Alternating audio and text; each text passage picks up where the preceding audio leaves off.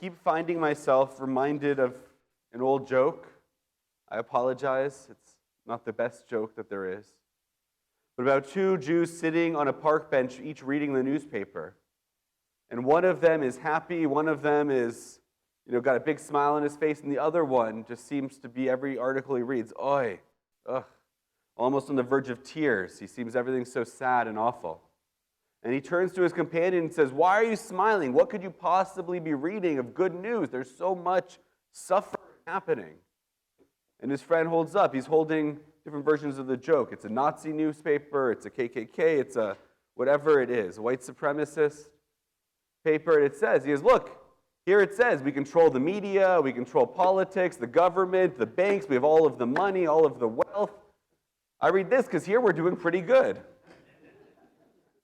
I keep hearing and seeing in polls and in posts from some of the Palestinian activists that I've worked with in the past and still follow, even though I really don't agree with what they're saying, but I'm interested in what they're saying.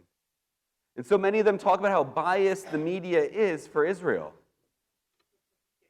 Which brings up to me, what are they watching? And I want to be watching that. Because it's been a difficult week, seeing more and more as the media seems to be more and more outspoken against Israel, more and more biased, just openly against Israel. I watched an interview, I think it was on the BBC. The newscaster was talking about how there were 150 Palestinians being released by Israel from prison for 50 Israelis being released by Hamas. And this ratio of 1 to 3, she had the gall to say this to an Israeli diplomat, an official. Doesn't this show how little Israel values Palestinian people and lives? That you count one Israeli as 3 Palestinians. It takes 3 of them to equal 1 Israeli. The look on his face was amazing. Right? Lady, don't you think we wish we could trade 1 for 1? It's not up to us. This is up to them. This is what they set. We'd give 100 for 1 if it took to that to get back each and every one of our children that have been kidnapped. But that was a news reporter on a mainstream channel. So another interview that explained, as I've been hearing all over on social media and different posts and different places, this idea that Israel's trading children for children, the equalization of it. Right? Israel has, and I don't remember the exact number of how many, and technically it is correct, Palestinian children in its prisons. But there's a difference between a juvenile offender, right? There are juvenile offenders in prisons of Western countries everywhere, democracies everywhere, because children commit crimes too. Juveniles commit crimes. And so one of them was a 14-year-old who, along with his 16-year-old brother, went on a stabbing spree. But he's being compared, the 14-year-old that was captured and is sitting in an Israeli prison for the crime he committed.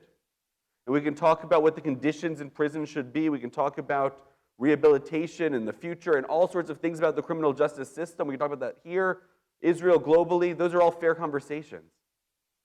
But to equate a teenager with a knife that stabbed someone walking along the street and tried to kill others,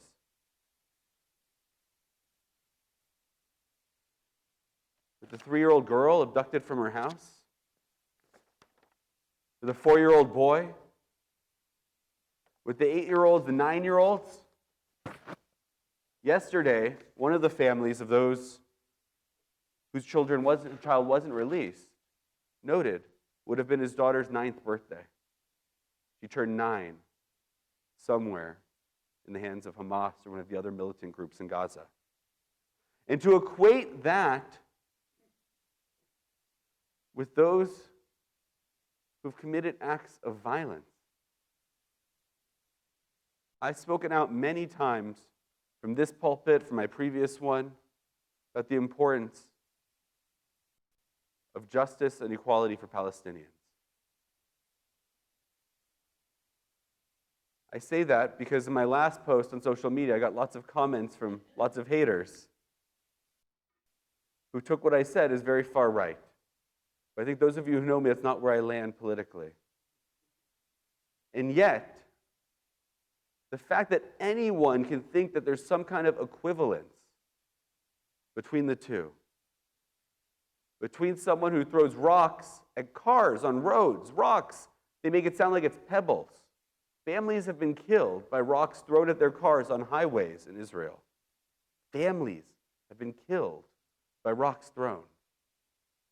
And so for them to say that the news is biased against the Palestinian cause and biased for Israel, I don't understand what they're watching. But I'd like to watch it. Because so often it feels like we have no allies, no supporters. As Jews so often in the world, throughout history, and particularly over the last 2 months, it's felt like we're alone. I've talked to so many in our community who have felt that way, on their university campuses or at work, even sometimes amongst family members or close friends. All of a sudden now, with this brought into the spotlight, they felt alone. Someone sent me a poll this week. It was a poll that was conducted over the last couple of months, released about a week and a half ago, about the opinions of Canadians on the conflict right now in Gaza. And it was interesting, because there were parts that weren't surprising, parts that are exactly what I expected, yet parts that surprised me because I expected the poll would have actually been worse. Across all segments of the population, 28% said their sympathies rest more with Israelis than Palestinians. 28%. 31% said they were equal. 18% of Canadians across all segments said their sympathy rests more with the Palestinians. And 22% said they can't say or they're not sure. Now, I always like to take polls lately with a grain of salt. Right? It was polls that told us that Hillary Clinton was going to be my president a few years ago. They were certain of it, every poll there was. But I was surprised. Because I think if you asked most in the Jewish community what percentage of Canadians seem to have more sympathies for Palestinians than Israelis, the number would have been much higher, not 18%, against 28%, with sympathies primarily with Israel. It was reassuring to see that we have allies. But the truth is, I didn't really like the way the question was framed. Because they didn't ask the question that I want asked. Whose sympathies lie with Hamas, with the terrorists, with fundamentalists, with radicalism, with jihadists, with Islamists? Because that's, I think, what's fearing us so much when we see those chanting slogans or condoning the violence committed by Hamas on October 7th as some kind of fair play, some kind of reasonable freedom fighting. Because in another question of the Jewish community, of those who had sympathies for Palestinians, it was fairly represented. In the Muslim community, those who had sympathies for Israel was also a percentage or two. It was not as much as I would like. It was not as much as the other direction around. But the truth is, we have allies all over. Because this shouldn't be about Israelis versus Palestinians. This is about those who are terrorists and those who are terrorized. And Palestinians and Israelis are both terrorized by Hamas and other fundamentalist groups.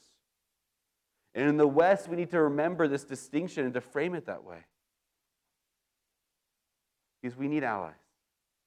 We need supporters. We need people we can work with. Because we're a tiny percentage of the world. I was at a talk given by Erwin Kotler a few years ago, the well-known Canadian civil rights lawyer. And he talked about, as Jews fighting anti-Semitism, it's up to us alone. There's nothing we can do. We need allies. We need to find other groups that can stand with us. And over the last 2 months, we found so many of those we thought were our allies aren't. But it doesn't mean we don't have allies out there. I had the strange privilege and experience and honor a couple of weeks ago of having dinner with the Cardinal and the Archbishop of Toronto, along with several thousand of their closest friends and supporters. Right, I was invited to attend the Cardinal's dinner. I'm part of an interfaith group that works with the Catholic Church, so I've gone the last couple of years. This year, I had the great honor of, instead of sitting at the one Jewish table amongst the 500 tables of the convention center, sitting up on the dais, sitting at the head table.